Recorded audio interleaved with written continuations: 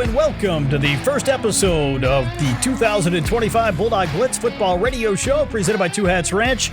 I'm the voice of the Bulldogs, Rob Bentley, alongside Sandy Gholston as we get set to kick off the 2025 season here on Thursday night at Top Taggart Field. Number one, Ferris State, the defending national champions, taking on Pittsburgh State, ranked number 9 in the American Football Coaches Association poll. And no better way, Sandy, to start the year than Ferris State and Pitt State here in the season opener. Well, you know what? We did it last year, and it's go big or go home. You know, with these season openers, these week 0 games, which have been a great addition to college football. We've seen some great games, at our level, the Division II level. There's a big slate of week 0 games this year. There were a big slate last year as well. And when you get a marquee matchup like this with two big-time programs, I mean, it really just gets college football season off to a great start. Of course, we'll talk more about the other matchups going on around the country, look at the GLIAC preseason rankings and more here on today's show with a couple special guests. But we got to talk about the game first, and obviously a lot of energy building here on campus as you kick off the year, not only against a top 10 opponent, but to do it here at home before what should be a large crowd here on Thursday night. Well, that first Thursday of the academic year at Ferris State is just a huge, huge day. It's Founders Day on campus, and that's like the best way to describe it is like it's a big carnival on campus, and lots of tables and vendors and freebies, and the students are out and about, and it looks like the weather is going to be nice, certainly by the early to mid-afternoon, so we should be in really good shape there. And then it just feeds into the tailgate, which feeds into the game, and traditionally, Rob, we've had tremendous Thursday evening crowds, and I expect no different when we play Pittsburgh State this Thursday. Of course, this episode number 1 of the Bulldog Blitz football radio show, not only presented by Two Hats Ranch, but thanks to Fox Motors, a Cadillac, and Reed City as well for their support here of Ferris State University Athletics. The Bulldogs taking on the Gorillas here in Game 1, third ever series matchup between Ferris State and Pitt State. The first two have been hard-fought ball games. Of course, the Bulldogs won back in 2022 in the second round of the playoffs, 17-14 here in Big Rapids, but last year, a 19-3 Pitt State victory down in Kansas. Yeah, it was, going down to the jungle, going out to the jungle, I should say, in Pittsburgh, Kansas, a tremendous environment there that Pittsburgh State has. And, the Bulldogs are trying to have that kind of an environment here. One of the cool things that Pittsburgh State had, Rob, they had a marching band. And their marching band was a huge part of the atmosphere that they had in their stadium on that night. And this is the return of the Ferris State University marching band. So we're really excited about that. We're excited about Cheer Stunt, really adding to this atmosphere. And we think the fans always come out for this game, and we expect no different than that. So it should be a tremendous atmosphere between these two teams. And it should be. This is a great, great rivalry that's already been extended for another couple of years. So that's also a really exciting development for Bulldog football. Of course, that just announced here on the eve of the game and extended for 2026, 2027. Week 0 matchup, 26 back in Kansas and 27 right back here at Top Taggart Field. And two powers really thrive on the competition. Absolutely. They thrive on the competition. They want to face good competition. And let's realistically look at it. You have to, when you start to look at playoff points and you start to look at putting yourself in a good position to be able to make the playoffs, let alone be able to have a big run in the playoffs. And so obviously that game last year did not go in the Bulldogs' favor. However, we were there, and there was no panic in those Bulldogs. They knew that they had to just, get back to the basics, get back to doing the things that they do well. And that's what they were able to do. And they made a tremendous run, 14 straight wins to a national championship. Of course, the Bulldogs won that national championship last year, but I think we said this back after the 21 season, after the 22 season. It's almost like you never won that title. They were right back to work here in early January, and a great nucleus of guys coming back. Of course, we had the transfer portal that impacted a little bit of the roster, but they've really rebuilt this roster, and a lot of guys that are veterans still returning. Yeah, certainly, it's a point of pride to win a national championship, to 3 of the last 4 national championships. But also at the same time, part of what's made this team successful, this program successful, is that they turn the page and they get ready for that next season. They have to be really, really focused on that season that's coming in. So the next game, and then the next game after that, and the next game after that. You can't spend a whole lot of time worrying about or thinking about or celebrating what you did last year. You got to focus on this year. And I think that's what we've all seen as we've been at practices over the last 3 weeks. Of course, we have been at practice. We'll talk with Brody Keiser, Athletic Communications Associate. He's been out there every day at practice here over the course of fall camp as well. But we see a team out there that, despite some of the losses, still a tremendous amount of talent on the field. And that's one thing I think the Bulldogs are going to match up very well with any team in the country when you put the talent out there on the field. Yeah, I mean, that's a testament to the coaching staff that's been able to not only recruit this talent, in terms of from the high school ranks, but also to fill holes where they've needed to, with the way that the transfer portal works right now.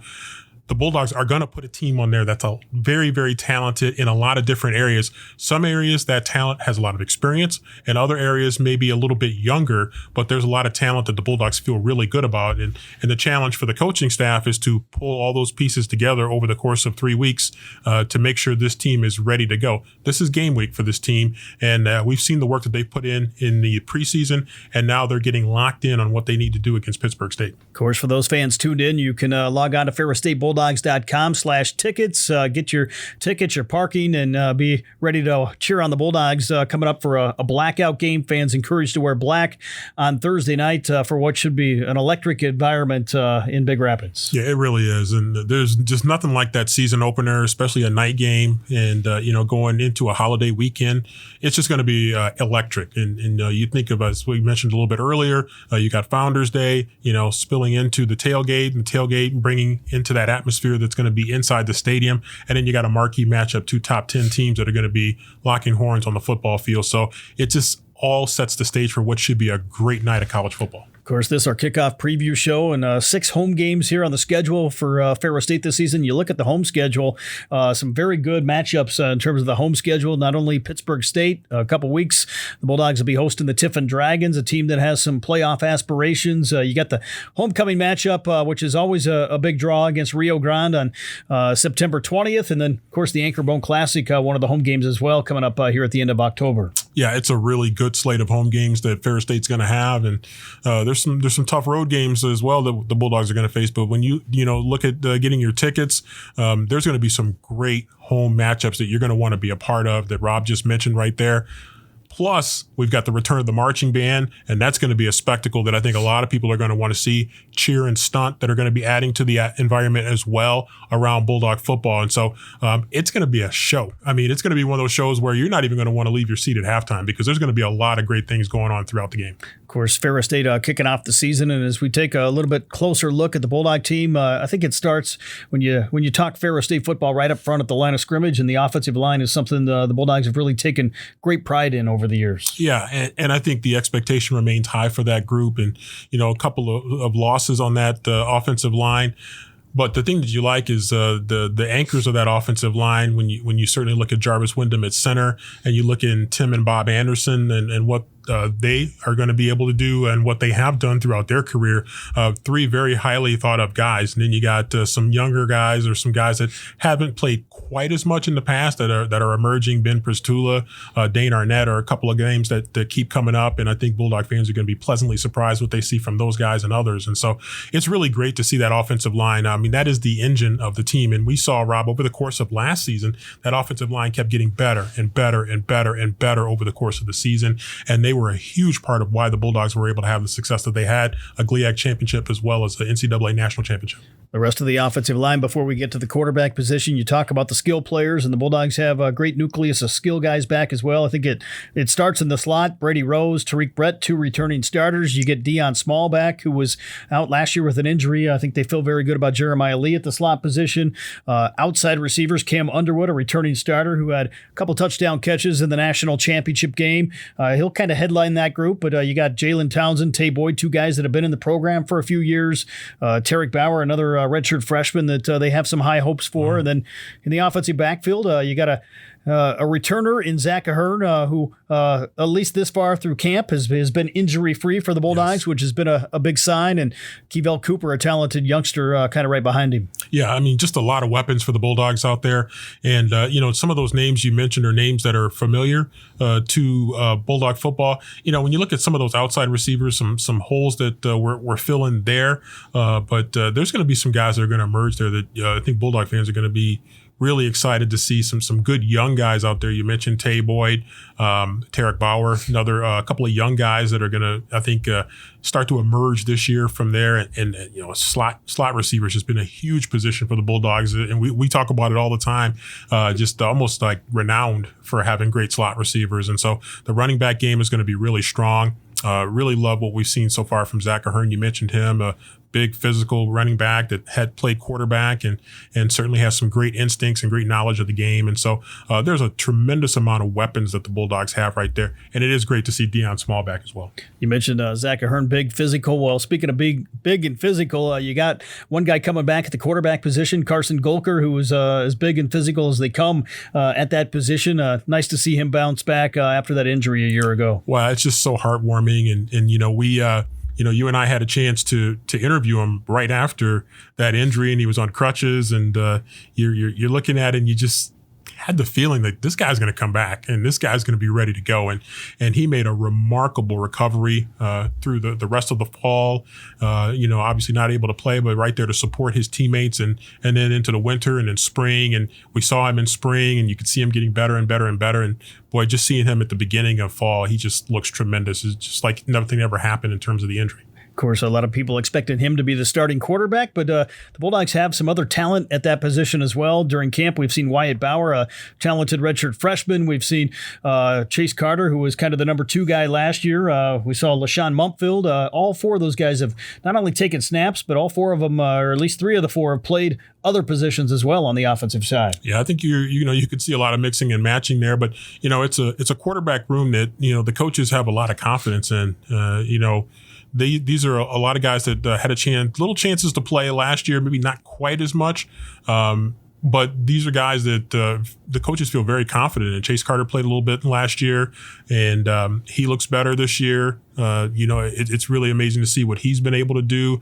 You mentioned Wyatt Bauer. He looks really good. A young quarterback in this system I think it's going to remind a lot of fans of some players that we've had in the past at that position. And so, get ready to see him. LaShawn Mumpfield, extremely talented quarterback, and with a cannon for an arm. And the coaches have a lot of confidence in him as well. And, obviously Carson Golker. And so, the Bulldogs had a big loss at quarterback from last season, but the quarterback room looks pretty strong. Of course, as we flip it over to the defense, I think on the defense, in terms of the returning experience, you start on the back end where Ferris State has maybe one of the top secondaries in the country, returning guys like Justin Payout, who's back there for Ferris State, Alston Ware, who had a tremendous season a year ago for the Bulldogs. You got Jalen Jones on the back end, Eric Jackson, Giassi Madison, a lot of familiar names on the back end of that Bulldog defense. Yeah, it's just a lot of experience and guys that you feel very, very comfortable back there.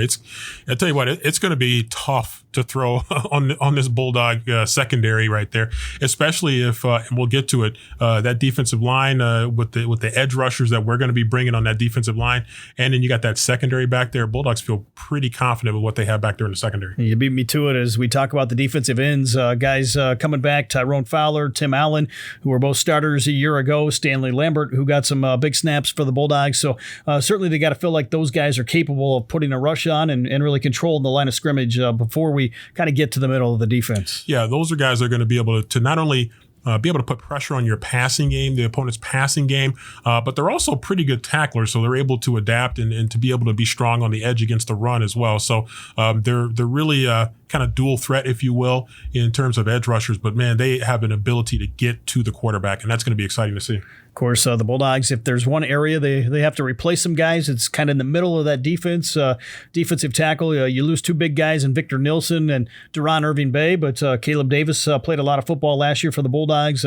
Marquis Jones, Sio Saipaia, all returning kind of at the defensive tackle positions. And then a new group of linebackers here for Ferris State, kind of led by Nolan Ziegler, a transfer who was at Notre Dame at one time. Lico Johnson, another transfer that came into the program. Isaiah Byers, a guy that's looking to step up into a bigger role. And Jarek Fields, another guy that got some key snaps last year that's looking to take a bigger impact this year. Yeah, I'm excited to see how things emerge up the middle. And certainly, from the linebacker level, there's a lot of new faces and some familiar faces that have been in the program and are working their way up. But there's a tremendous competition right there. Coach Keiser's group is certainly working really hard, and there's a lot of guys that are going to be competing, Rob, probably right up until kickoff to be able to be where they want to be on that two deep once you get your hands on that two deep. And then in the middle on the defensive line, there's some younger guys, but there's also some experience. You mentioned Sio Saipaia certainly brings some experience there, and then some guys that maybe our fans haven't heard quite as much from that you mentioned.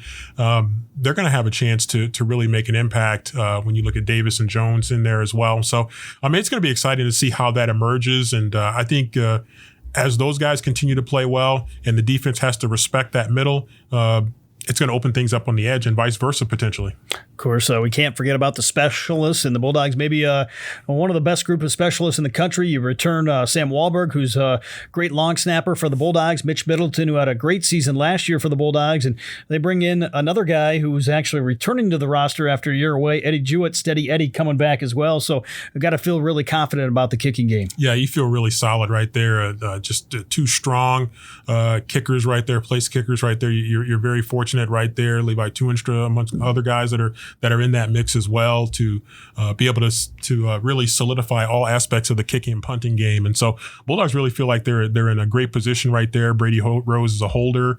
Just a lot of pieces right there that we know, and some newer guys as well, but very experienced core right there in terms of specialists. We'll be back with more of the Bulldog Blitz Football Radio Show presented by Two Hats Ranch after this quick break.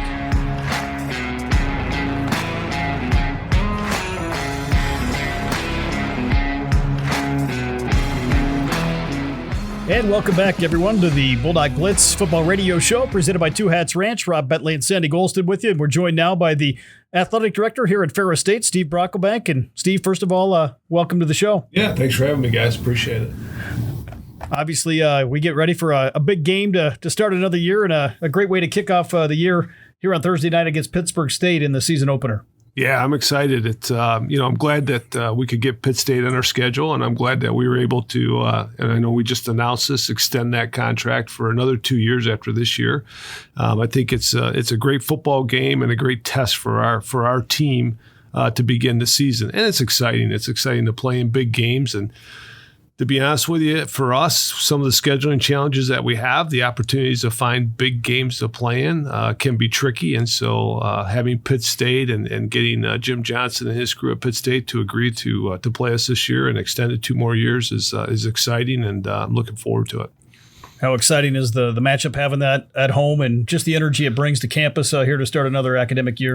Yeah, I mean, a ton of energy, right? It's great. We already have so much more energy in the building over the last week. It's been a lot of fun, and on campus seeing the students return, and I was around campus today in a couple classroom buildings and up in Timmy, and just seeing the students around. There's a ton of energy, but you couple that with a huge football game, an opener on a Thursday night.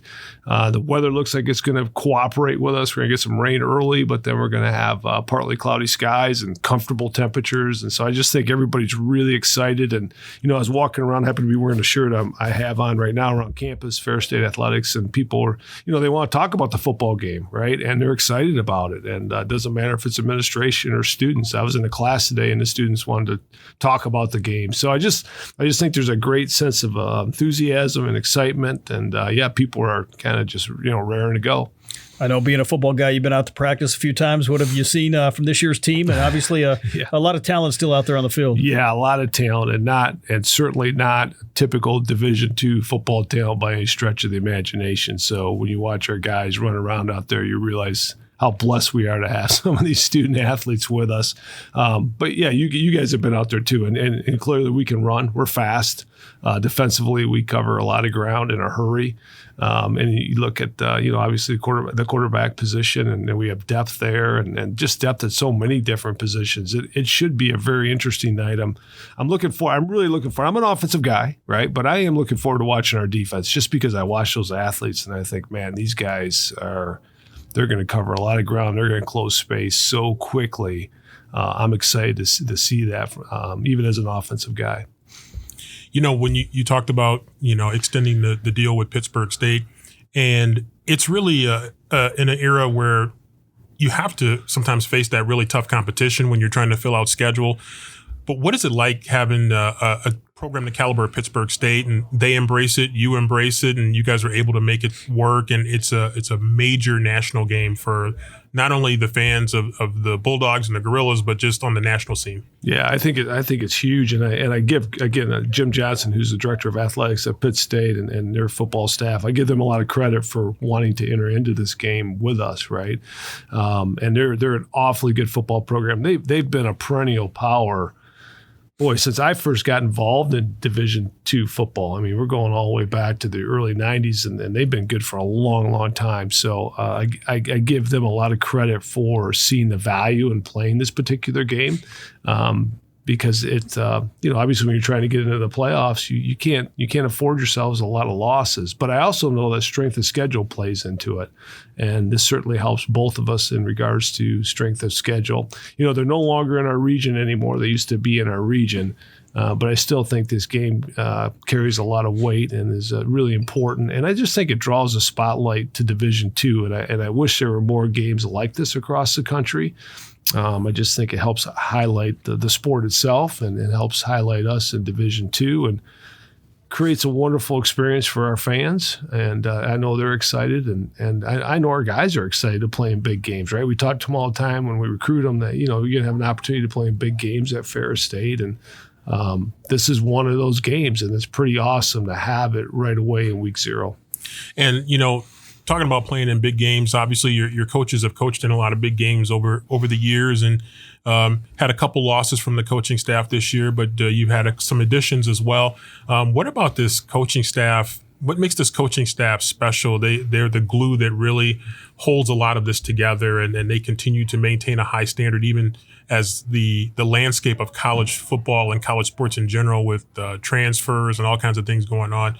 They seem to be holding steady. Yeah, they do. It is pretty remarkable, and you're right. We have not lost many assistant coaches. I think since I've been here, I'm entering year 5. We've lost 2 assistant coaches on our football staff, which is pretty remarkable. And then we filled right in with 2 really quality assistants, right? With Drew Burton taking over the offensive line and Tyler Shreve taking over the defensive line. And I think those guys, talking to Coach Anise, are doing a wonderful job, and I think our players are responding well to them. So really fortunate that we've been able to hang on to those assistants for as long as we have. I think the glue that keeps them together, and the kind of the magic piece to our program is just the relationships and the time and the care that our coaches pour into our guys. And I think they not only play extremely hard because of all that love and care that's poured in them, they respond the right way because of that, but they also share that with players that we're recruiting, so that when that word gets out, you want to be a part of Ferris State. Why is it special? Why should you come here and be a player?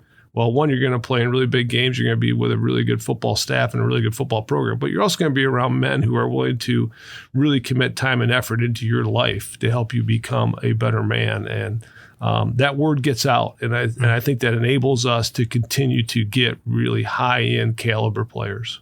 And speaking of that word getting out, one of Coach Anise's former assistants, Steve Kasula, was at Michigan. He was talking about the impact that Coach Anise had on his career, and he spoke very highly of Coach Anise. And one of the things in particular he was saying is how Coach Anise is able to communicate and relate to the student athletes on whatever level it takes, and he's able to find a way to make that connection. Yeah, that's true, and I would say I concur with Kasula on that, but I would say our entire staff does that really well, right? And that's kind of the the so-called magic dust to the program, right? I think Ferris is a great place to recruit to. There's some things that we have here that are really good, and I think we have some advantages in terms of recruiting to Ferris State University.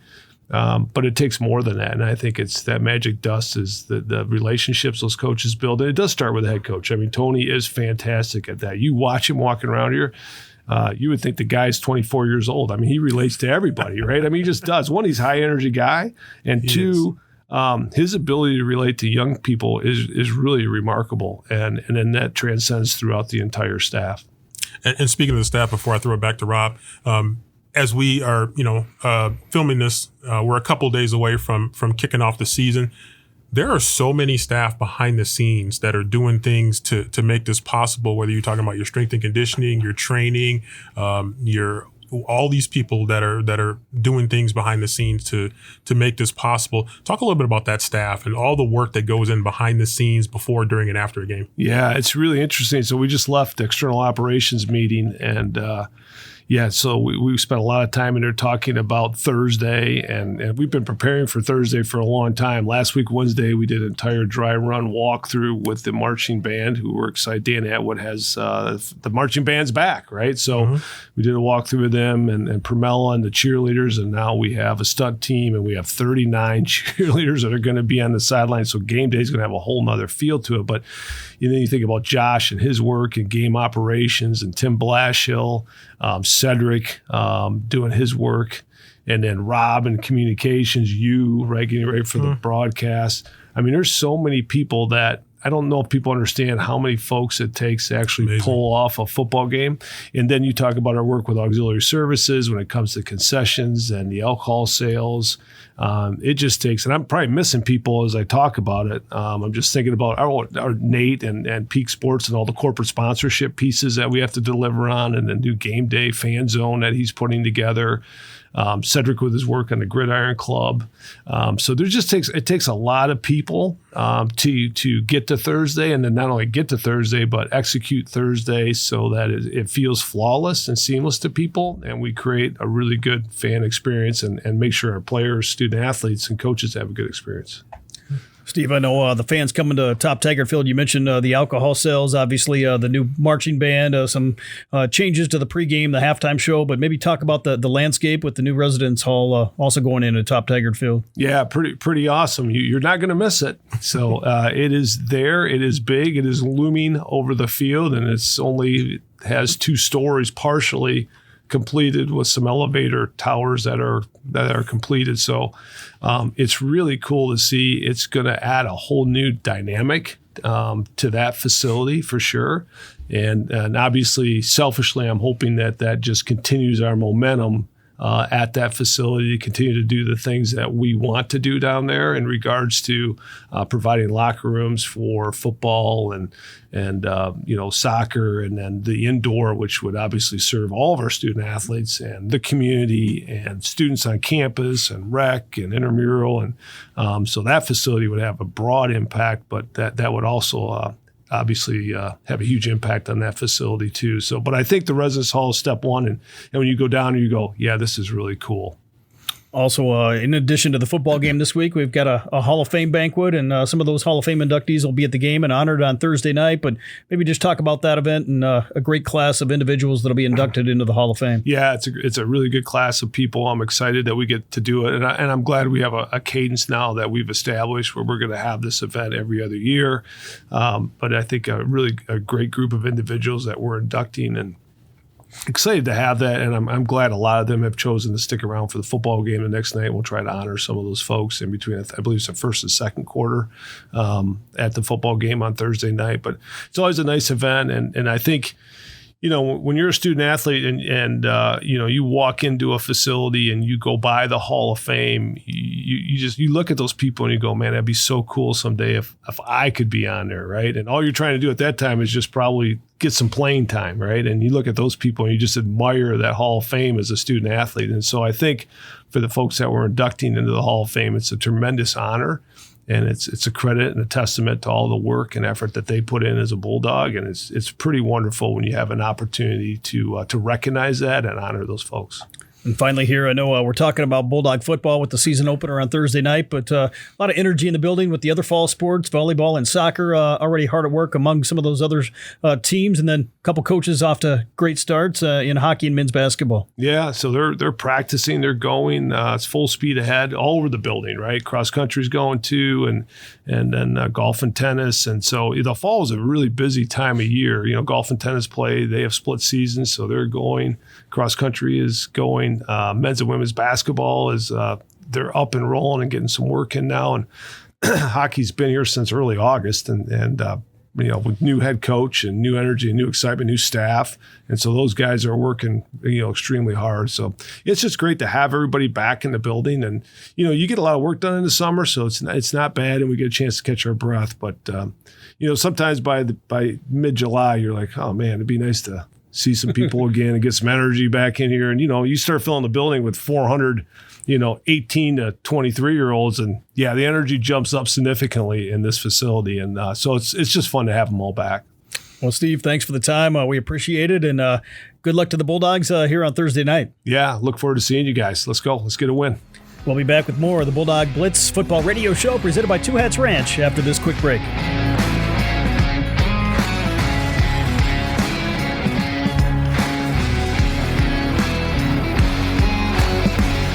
And welcome back, everyone, to the Bulldog Blitz football radio show presented by Two Hats Ranch. Rob Bentley and Sandy Gholston with you as we get set for Ferris State and Pittsburgh State in the season opener on Thursday night at Top Taggart Field. This is our kickoff show, and Ferris State kicking off what the Bulldogs hope is another big year here in terms of championship experience. And obviously, Ferris State not only winning the national championship last year, but as we move into kind of the conference, the national picture, won the GLIAC championship as well a season ago.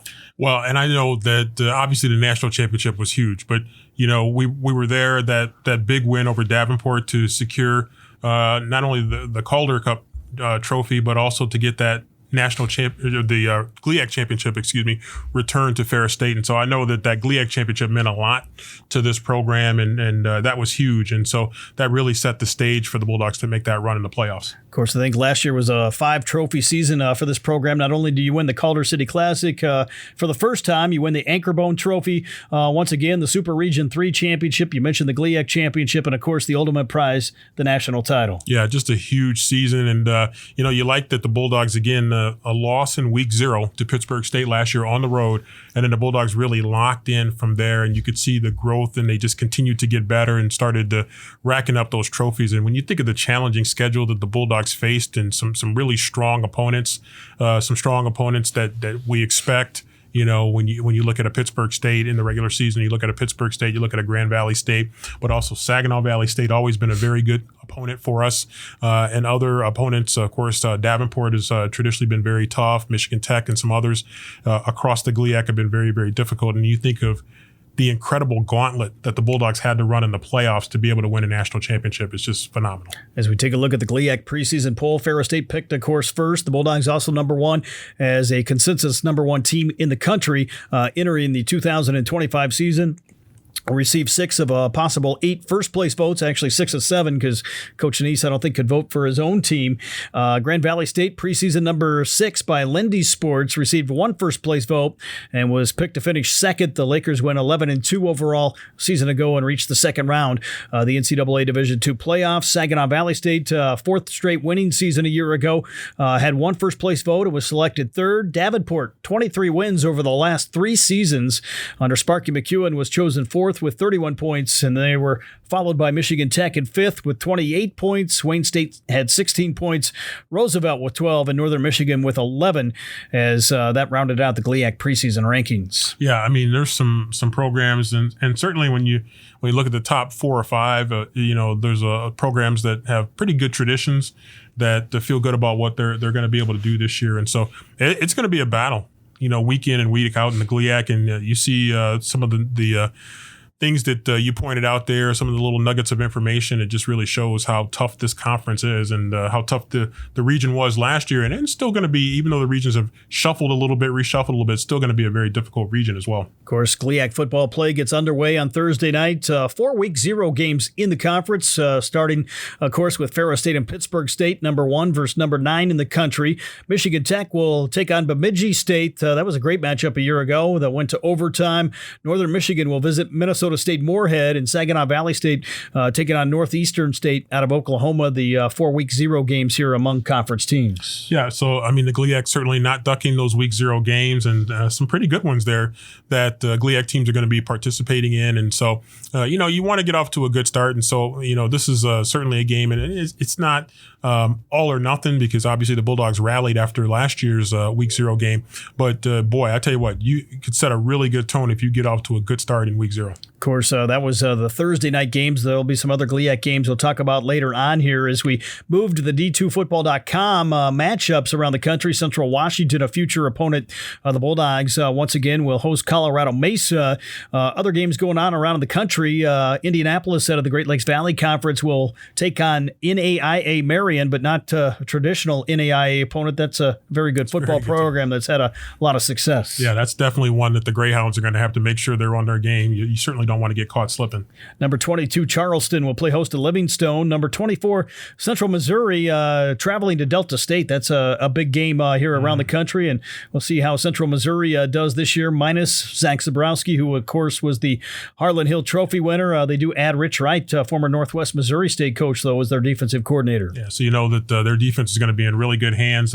Central Missouri going to Delta State, though, that's a dangerous game to play. Delta State, traditionally a team that puts up a lot of points on the scoreboard, so Central Missouri going to have to be ready. Another big game in the nation, Minnesota State, number 4 in the preseason D2Football.com poll will play host to Northwest Missouri State. So 2 heavyweights going at each other up in Mankato. Yeah, it's going to be a big-time game right there. Northwest Missouri, incredible tradition, one of the best traditions, if not the best tradition overall in D2 football. And so we'll see how they bounce back this year, and certainly Minnesota State comes in with high expectations. Of course, my alma mater, Nebraska Kearney, taking on Wayne State out of Nebraska. So not Wayne State out of Michigan, but Wayne State out of Nebraska. Rivalry game in non-conference play.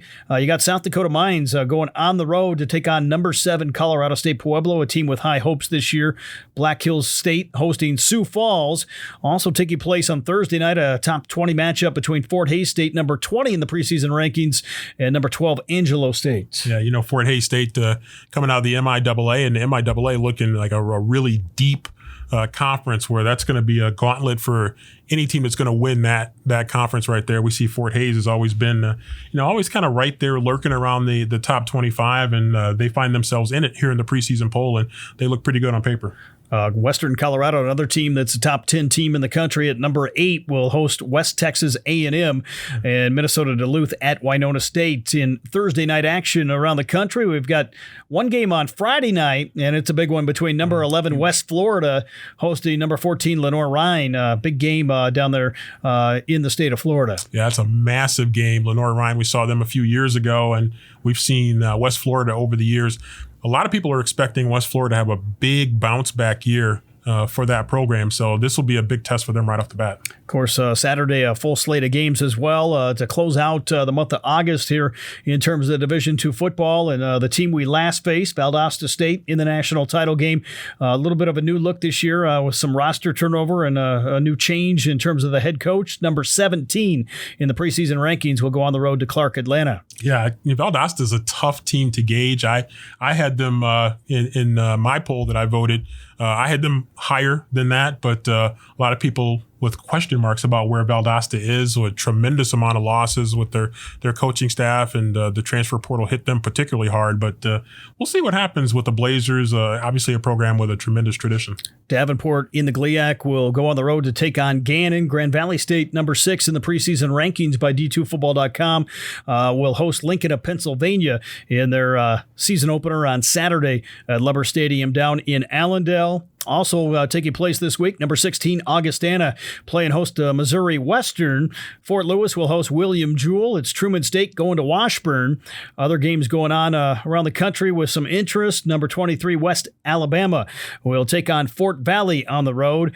Frostburg State will host Shepherd out of West Virginia. Another team that's been there in the playoffs a number of times here in the last couple decades. Wingate will host North Carolina Pembroke. Also taking place, it'll be Midwestern State going to Missouri Southern. Big game for Central Oklahoma, number 3. In the preseason rankings, of course, they lost a talented receiver. Among some of their other losses, they'll travel to Texas Permian Basin. Yeah, Central Oklahoma is certainly a team we saw and a lot of other people saw. They could put up a lot of points last year and did have some losses there in terms of their roster, but still a very dangerous opponent coming in. But, Texas Permian Basin is a program that's always lurking around the top 25. So Central Oklahoma is certainly going to have to be ready to go. Of course, in the country, kind of like Ferris State, roster turnover that impacted a lot of different rosters. There'll be some new faces here for all of these teams in the top 20 rankings. Yeah, it's not your grandfather's college football anymore. It's very different, and the transfer portal is certainly shaking some things up, and a lot of movement that we are seeing, and we've had some losses. Other people have had some losses, and you just kind of, as the old saying goes, you got to kind of roll with the punches. And where you lose pieces, you got to try to add pieces. And so that's what a lot of these coaches and administrations have been trying to do, is to try to plug those holes and if you can, upgrade. But it's a challenge, and it's certainly things that keep coaches up at night. We'll be back with more of the Bulldog Blitz Football Radio Show after this quick timeout.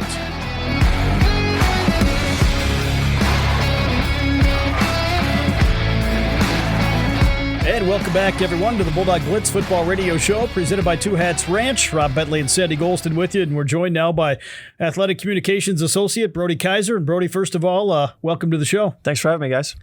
I know you've been out there during fall camp here every day for the last 3 or 4 weeks. Just what have you seen from this year's team out there during preseason camp? It's kind of amazing that a team that wins the national championship has this sort of focus and energy that we've had through camp, because a lot of people would just get complacent, I think, winning a national championship, but not us. And maybe that comes with having won multiple in the past few years. We know what it takes to get back there, but just the level of focus and the attention to detail through camp was really impressive. I think guys were hungry to make plays and to prove something else, even though they had won the national championship last year. So I was pretty impressed. I know Coach Anise was happy, really pleased with the energy, and I mean, he's head coach, so he's always going to find things to work on. But from what I could tell, it looks like a good group of guys that are hungry to do it again. Of course, we had a tradition that we kind of carried on this year during preseason camp, interviews with a couple different guys every day that we posted online and at ferrisstatebulldogs.com. But a lot of those interviews you conducted, just how nice was it to see so many guys returning and then obviously get a chance to interact with some of the newer guys? Yeah, it's awesome. I mean, that's the perk of running a small department, is that you get to be involved in every area. So you get to meet a lot of amazing people and interact with the student athletes, which is fantastic. And, we lost a lot of guys from last year's team, and so did everybody in the country. But the piece that people don't always talk about is that we returned a lot of guys from last year's team. So a lot of the players on the squad are familiar with the system, and we know them as being around them for the past couple of years. So nice to see them all again. I'm glad to hear that they all have the same goal. It's not about me, it's about us, and that's something that was echoed by everybody. And it was just it was good to be back out there on the football field. It's a long time coming. We had the shortest off season other than Valdosta State, right? But it does feel like it's been a while, so it was good to see him again. Just being part of that championship run last year, and obviously down in Texas, just maybe talk about being around the guys and the culture and the identity that they've kind of developed here within the program. Yeah, I mean, it's pretty impressive, right? 3 of the last 4 national championships belong to Big Rapids, and that's not something that's just given to you, right? That's something that's earned, and you talk about Bulldog toughness, Bulldog grit, and those are certainly things that aren't just handed to you on a silver platter. You have to work for those things to earn that right, and that's what this squad has done, and it's under the guidance of TA and the rest of the coaching staff that has really instilled an amazing culture here at Ferris State, and it's just great to see that all of the hard work that the guys put in, because it's an unbelievable amount of work that goes into training to be a national championship football team, has paid off with those natties the past couple of years. And for the guys to continue wanting that, I think speaks to more about their character as people than as anything to do with their skill as a football player. Yeah, and what's it like to see the leadership emerge amongst the players, because they're a big part of the glue that holds everything together, and we see some names and faces that move on, and that's just the nature of college sports. But it's been great to see some of the leaders that take on that leadership role. They're doing a good job with it, and they're setting the stage for the next generation of leaders. Yeah, that's the great thing about returning so many guys. You mentioned, Sandy, that we did lose players. That's just the nature of college athletics. Every team goes through that, but we return a great group of guys, and guys that played in the national championship. You look at our secondary, and you got 5 guys back there that played virtually every game last season. So that's an experienced group. You got guys on the edge, Tim Allen and Tyrone Fowler, who started the national championship game last year. Other guys like Caleb Davis and Marquis Jones, who have been waiting their turn, and they're stepping into leadership roles now. And that's just the defensive side. Offensively, you've obviously got Carson back, which is great to see him. And Brody are both more quiet leaders, as Coach Anise likes to say, but leaders by doing the right thing, set a great example. And just seeing guys that have grown in their careers, not just from a football player standpoint, but from a leadership standpoint, from a human standpoint, is really cool to see. We follow their journeys just as much as fans out there do, as part of the staff. So it's great to see those guys and their emerging roles and evolving roles, and seeing guys that were leaders last year. You talk about Carson, he was leader on the team and then got hurt, missed the whole season, but still found a way to be a leader, just in a much different way. So now that he's healthy, great to see him back, but he's obviously jumped right back in, and it's really awesome to see. Yeah, we were out there when Coach Anise was talking about the emergence of Jarvis Wyndham as a leader. Yep. And you look at that offensive line with Tim Bob out there, and there's a couple of big holes to fill on that offensive line. But, we've been able to find some guys that were in that system and coming up that are going to fill some of those spots. And so it's got to be exciting to see that offensive line. That's a huge part of what Ferris State does, and some great leadership returning on that line. Yeah, it feels like, it's probably been 3 years now, but we were talking about a young offensive line, right? And Jarvis, Tim, and Bob were a part of that unit. And yeah, we've lost some guys along the way that were from that group, but those 3 returning guys make it an incredible nucleus of offensive linemen. And then you got a couple other guys through camp, and Dane Arnett and Ben Pristula that looked fantastic. So that's a really, really strong 5. They've got good depth there, and it's all led by Jarv and Tim and Bob. And those 3 guys, you want to talk about what a dog is. That's those 3 guys. You don't have to look any further than that. And Jarv, much more different in terms of his leadership role than Tim and Bob, the energy guys, if you will, on the team. And fans love those guys for who they are. But Jarv is much more, nose down, get the business done. And that's something that young players can look up to too. He's really come a long way as a player, and great to see him getting the national recognition as well early on in the preseason. Yeah, we both had a chance to interview him, but you went up to me because you got a chance to a twofer. You got Tim Bob at the same time. What was that like? Oh, man, you never know with those guys if it's going to be like the most just straight and narrow interview because that's how they're going to play it, or if it's going to be off the cuff. And it was more off the cuff, I would say. TA gave them a little phrase they needed to say in the interview before they started, and they got it in there right away. I think it was the first thing that Tim said, but I don't know, they would have had to run or something if they didn't say it. So I was a little surprised they did. I figured they would just take the running, but no, those guys they're fun to interview. They're great personalities, and that's what you have to have on that offensive line. You're not a nasty boy if you're not a little crazy too, and Tim and Bob certainly embrace that. Yeah, and what's it like? One more question for me. What's it like for you to be able to interview these guys? And of course, obviously you're huge into hockey, and I'm really excited about hockey coming up, but that's another story for another day. But what's it like for you to get to interview these players and to get to know them a little bit more? How does that feel once you get a chance to get to know them, and then you get the chance to see them perform? And does it feel like better knowing that you know these guys? Oh, absolutely, for sure.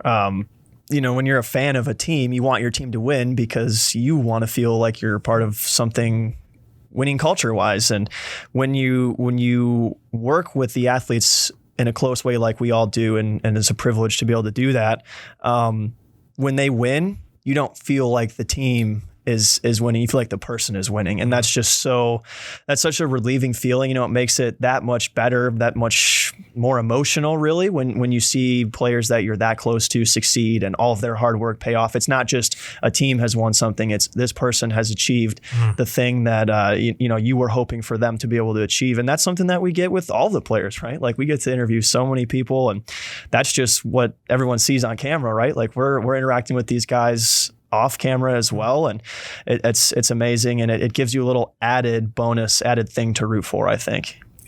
Brody, of course, last year was an outstanding year, but you were there, that first game last year down in Pittsburgh, Kansas, and kind of a demoralizing type of night. Maybe as you look back now, how did that game really help fuel this team, I think, moving forward last season?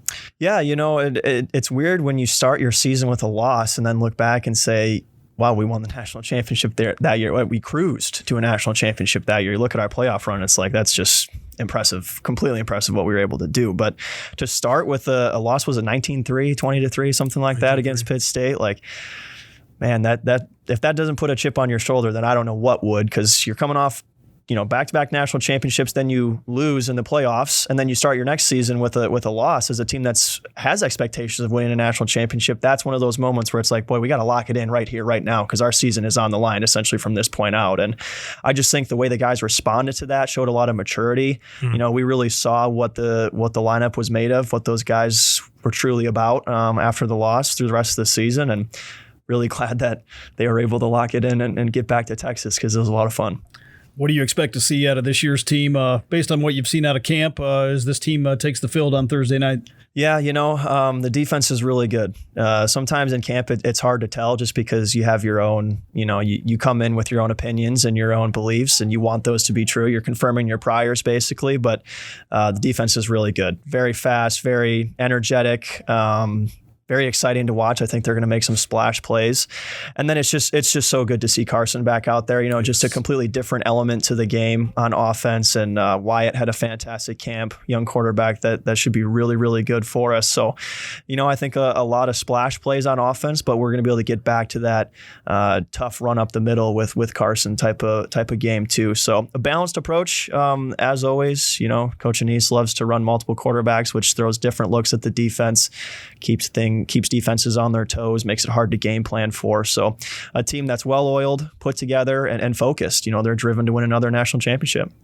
Well, Brody, I was going to put you on the spot and ask for a score prediction, but we do have the tailgate show coming up on Thursday. So now that the rain looks like it's kind of moving out by game time, we might have to get you on the show to do a score prediction. Yeah. All right. I'll be thinking about it then. Hey, well, thanks to Brody Keiser, Athletic Communications Associate, of course, the voice of Ferris State Hockey, for being here live on the Bulldog Blitz Football Radio Show, presented by Two Hats Ranch.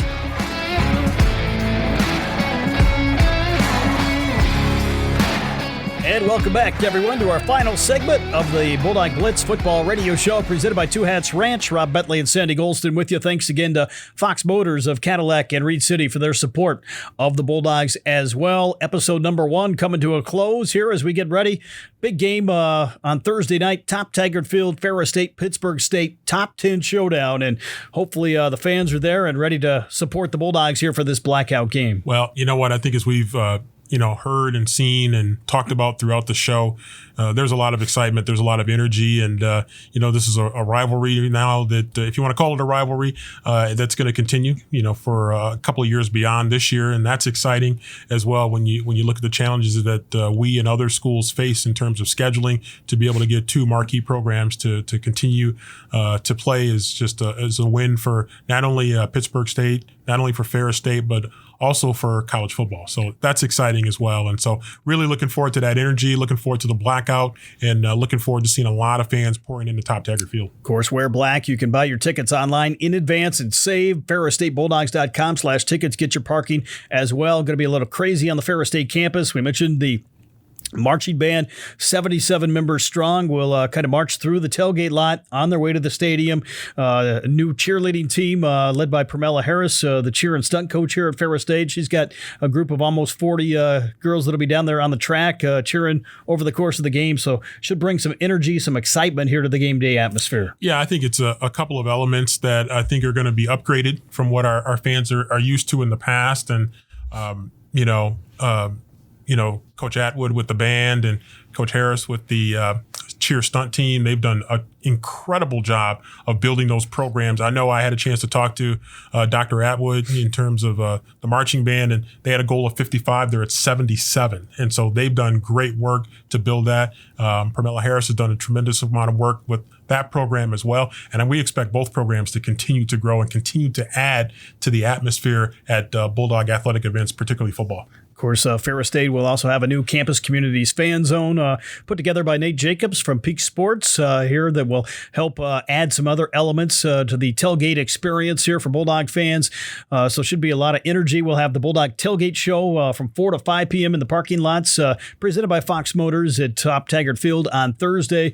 Back upstairs for the Johnson Automotive pregame show at 5 o'clock and then right into the 6 o'clock kickoff following a short national championship celebration from last year to really highlight that team one more time before we move on to a new year, 2025, and a new team here for the Bulldogs. Yeah, one more opportunity to celebrate before we turn the page and really lock in on what this season is going to have in store for us. And the great thing about it is that we have a chance to shape what this season is going to look like. And every week is an opportunity to help shape what you want to have happen by the end of the year. And so Pittsburgh State is the first in that list, and the Bulldogs certainly want to get off to a great start. Of course, the Bulldogs will honor the Hall of Fame inductees as well, coming up at the end of the first quarter on Thursday night. Some of those Hall of Fame inductees will be there, just an outstanding class.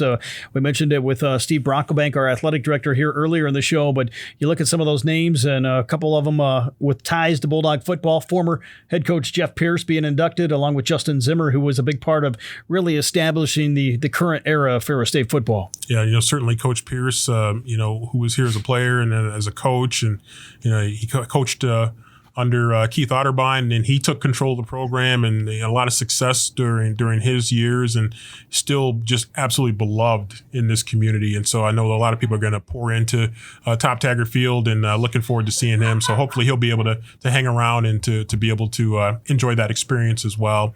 And Justin Zimmer was a part of that group that Coach Anise had right off the bat that really kind of set the stage for what we have right now. And so, you think of him and Jake Lampman, Jason Vanderlaan, and a number of those other guys that were a part of that. Justin Zimmer, certainly his name right there, well deserving like the others of being a Hall of Famer. Of course, the Bulldogs on Thursday night will take the field wearing the black here against Pittsburgh State, and really a chance to showcase just where this program is right now here heading into the season. We've seen these guys out since the early part of August, and we've seen the commitment, the work they've put in, and this, I think, is going to be a team that's ready to go on Thursday night. Yeah, I think there's a number of players that, remember what happened last year in Pittsburgh, Kansas, and I think they know they're facing a really, really strong opponent, and I think they know it's going to be important to really get off to a good start. We did not get off to a good start last year against Pittsburgh State, and I think the Bulldogs want to really focus and lock in on getting off to a good start against a very good opponent. Of course, we'll talk more about Pittsburgh State during our pregame coverage on Thursday, but they've got some new faces as well, some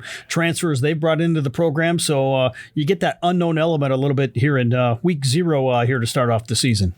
Both ways. I think from our perspective looking at them and from their perspective looking at us, I think both teams certainly have their strengths. Pittsburgh State has traditionally been very good defensively, very opportunistic offensively, pretty balanced offensively. And, I think Ferris State, similar in a lot of ways, very, very good defensively with high expectations defensively. And the Bulldogs certainly want to be balanced starting with the offensive line. And so two teams that mirror each other in a lot of ways, not just the historical success, but also the way they play the game, the way they approach the game. We'll get the keys to the game as well just before kickoff. But, Sandy, what do you hope to see or expect to see from this team coming out on Thursday night? Well, I'd love to see, just the dominance, up front on the offensive line. I think both lines of scrimmage are going to be very important in this game for both teams. I don't want to give too much away from our pregame show, but I'm really looking to see the Bulldogs have a spark early, to get off to a good start. Again, just a tough start last year in front of a huge crowd at Pittsburgh State. And so I think the Bulldogs really want to focus on getting off to a good start, getting off to a much better start. Of course, we'll have all the coverage for you, not only on Sunny 97.3, pregame coverage starting at 4 o'clock with kickoff at 6, but also live on Flow Sports for those fans that want to tune in pay-per-view. Of course, on Flow College, and I think every one of the Ferris State regular season matchups will be on Flow College this year with some of the other leagues partnering with them as well here this coming season. Oh, which is exciting. I mean, for our fans to be able to have that access to, not only our games, but also other games as well. And so that's going to be just a great opportunity for our fans to really be able to follow the Bulldogs wherever they're playing. Of course, we encourage fans to get there early on Thursday, enjoy the tailgate experience. Of course, some changes made with the alcohol sales taking place for the regular season games inside the stadium. No re-entry for fans that we did want to pass along. And obviously, the Bulldog fans hoping to get there early, support this team, and hopefully come away with a victory. Yeah, I mean, that's what we want, certainly having people in the stadium and enjoying that experience. And again, halftime, I think maybe it's going to be even more exciting than what we've had in the past. And so it's going to be exciting all the way around, and just really looking forward to that experience on game night. Of course, we hope to be back here next week with episode number 2 of the Bulldog Blitz Football Radio Show, presented by Two Hats Ranch, talking about a Ferris State victory as we get ready to face Lake Erie in the first road matchup next week. Yeah, it's exciting. We had a great run last year doing the Bulldog Blitz, and you look at the way things are setting up this year. I'm excited. We had some good guests today, and looking forward to more great guests in the future. Thanks to both of our guests, Steve Brockelbank, Brody Keiser. Of course, thanks to Steve Masters at Sunny 97.3, all the advertising sponsors and supporters that make this broadcast possible. And we'll be there on Thursday night as Ferris State takes on Pittsburgh State in the season opener at Top Taggart Field. For my partner, Sandy Gholston, Rob Bentley with you. Have a great night, everyone. Back on the air 4 p.m. Thursday for Ferris State football, the season opener here on the Bulldog Sports Network.